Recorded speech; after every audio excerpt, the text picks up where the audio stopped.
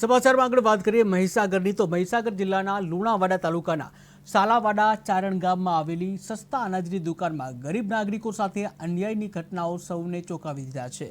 વિધવાને મહિલા લાભાર્થીઓને પૂરતું અનાજ ન આપતા કેટલીક મહિલાઓ ત્યાં જ રડી પડવાની નોબત આવી હતી અને ગામના એક જાગૃત નાગરિકે આ ઘટનાની જાણ મીડિયાને કરી હતી, જેના પગલાના ભાગરૂપે ઉગ્ર બનાવ બન્યો હતો। ત્યારે દુકાનદારને પૂછવામાં આવ્યું કે હંમેશા જેવી જુસ્સાવાળી ભાષામાં જવાબ આપ્યો કે ઉપરથી ઓછું અનાજ આવે છે અને ઘટ પડે છે એટલે કાપવું પડે છે।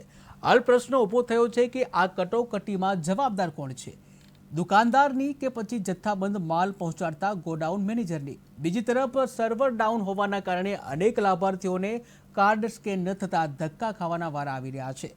ત્યારે સવાલ એ ઊભો થાય છે કે શું હવે તંત્ર સખત કાર્યવાહી કરશે કે માત્ર રટણભર્યા જવાબ સાથે ફરી એકવાર ગરીબોની સમસ્યાની ઉપેક્ષા કરશે?